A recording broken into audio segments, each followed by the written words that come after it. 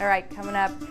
Are you feeling really exhausted by the end of the day but don't know why? We aren't even moving that much because I feel like we're doing back-to-back Zoom calls. Well, I spoke with an expert in workplace well-being for ways to make sure your desk is setting you up for success in more ways than one. Definitely folks are missing connection because even though this is great, this fatigues you on a lot of different levels. It's the amount of focus it takes, it's the lights, literally the electronics itself really wears you out. I'm sure you felt what Dr. Melissa Steege is talking about. She is a best-selling author, workplace well-being expert, and a certified ergonomist. And for reference, because I had to do a Google search myself, ergonomics is the study of people's efficiency in their working environment. She has some helpful tips on how to leave your workday feeling less exhausted, starting with doing the 20-20-20 method, which is shift your focus for 20 seconds, 20 feet away every 20 minutes, just to break the spell of this box and to exercise your eyes, because in nature, our eyes are constantly shifting with the light and with distances. But when you're looking at a fixed screen, it really wears you out. Making small changes to your work setup will have an overall effect on your body. I find what really works is getting your monitor up at the right height so that you're not bending down or bending back, that you can sit up straight. I'm kind of leaning back in my chair, but you can sit up straight.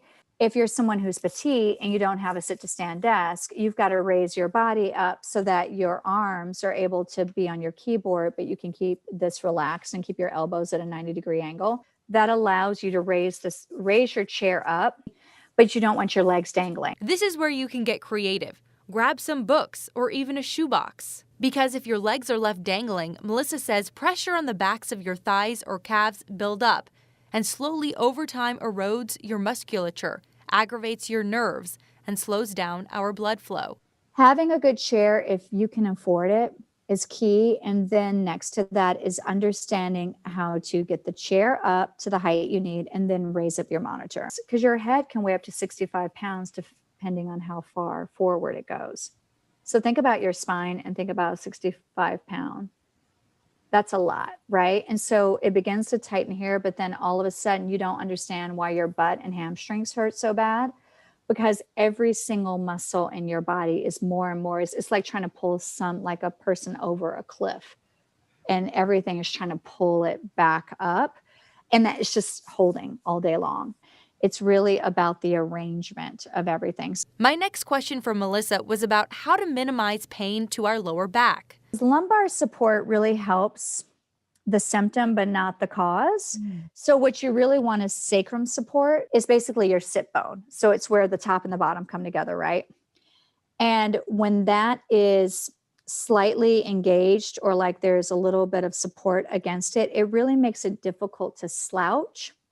Whereas when you have lumbar at the curve of your back, it doesn't keep you from slouching. And lumbar only really feels good if you're really pressed up against it.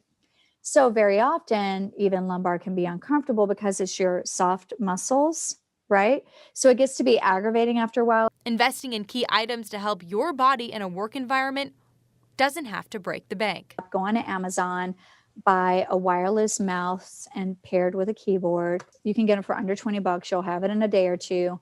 And then treat your laptop like a monitor screen. There's so many things you can do just really quickly, literally under $20. That's the only thing you have to buy to get yourself situated to make a really big difference.